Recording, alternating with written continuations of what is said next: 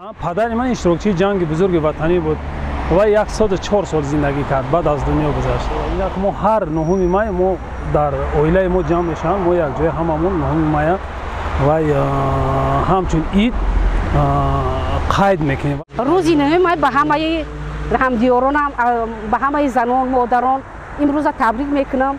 мо вақте ки хурд будем ҳамин рӯза мо ҳама вақт ҷашн мегирифтем, дар мактабҳо, дар донишгоҳ хондем, ҳамин рӯза ҷашн мегирифтем. бисёр рӯзи нағз барои ҳамаи ҷанговарин ин рӯза табрик мекунам.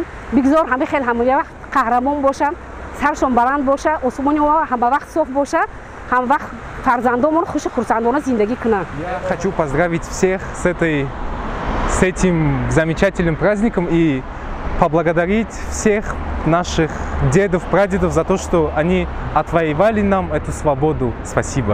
Бобомон хай набуду, амакимо дар ҷанг иштирок кардагай.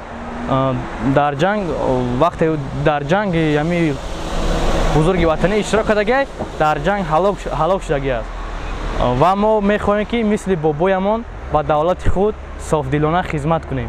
Победа, наверное, как и для каждого человека, это очень важное событие. В каждой семье кто-то погиб, кто-то участвовал в этой войне. У меня и дедушка, и дядя участвовали в этой войне, и оба вернулись.